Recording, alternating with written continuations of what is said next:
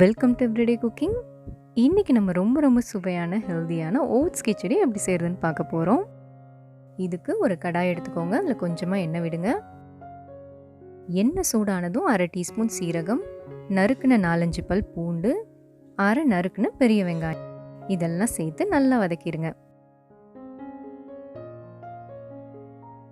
வெங்காயம் கலர் மாறணும், பூண்டும் நல்லா வதங்கிடணும்.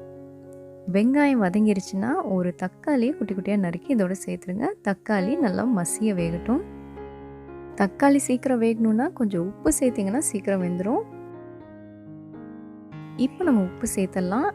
தேவையான அளவு உப்பு, 1/4 டீஸ்பூன் மஞ்சள் தூள், 1/2 டீஸ்பூன் மிளகாய் தூள், 1/2 டீஸ்பூன் சாம்பார் பொடி. இந்த மசாலாலாம் சேர்த்து வதக்க ஆரம்பிங்க. இப்போ மசாலாவோட பச்சை வாசம்லாம் போகணும், அது வரைக்கும் வதக்கிக்கணும். மசாலாலாம் சேர்த்து வெங்காயம் தக்காளியை நல்லா வதக்கிட்டிங்கன்னா ஓட்ஸை சேர்த்துடலாம். நான் இங்கே 1 கப் ரோல்டு ஓட்ஸ் சேர்க்குறேன்.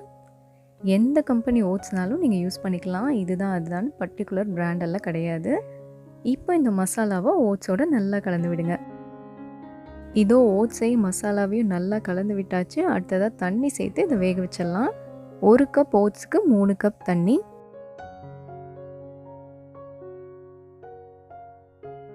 இதை கலந்து விடுங்க, கொதிக்க ஆரம்பிக்கட்டும்.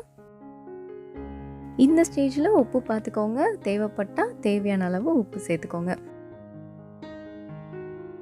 இது நல்லா கொதித்து திக்காக க்ரீமி ஆகணும். அப்போ தான் இந்த கிச்சடி பதம் கிடைக்கும். மீடியம் ஃப்ளேம்லேயே கொதிக்க விடுங்க. ஒரு மூடி போட்டு லோலேருந்து மீடியம் ஃப்ளேம்லேயே குக் பண்ணிங்கன்னா ஈஸியாக குக் ஆகிடும். நடுவில் ஒரு தடவை ஓப்பன் பண்ணி கிளறி விட்டுக்கோங்க, ஏன்னா அடி பிடிச்சிடக்கூடாது.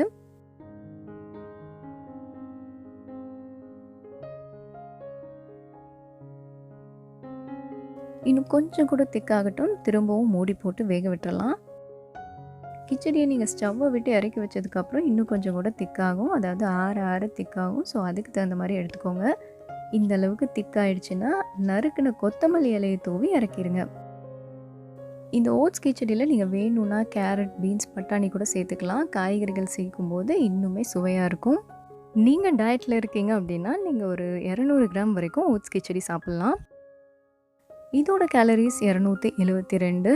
இதில் 10.2 gram protein, 8.7 gram fats, 38.3 gram carbohydrates and 6.3 gram ஃபைபரும் இருக்குது.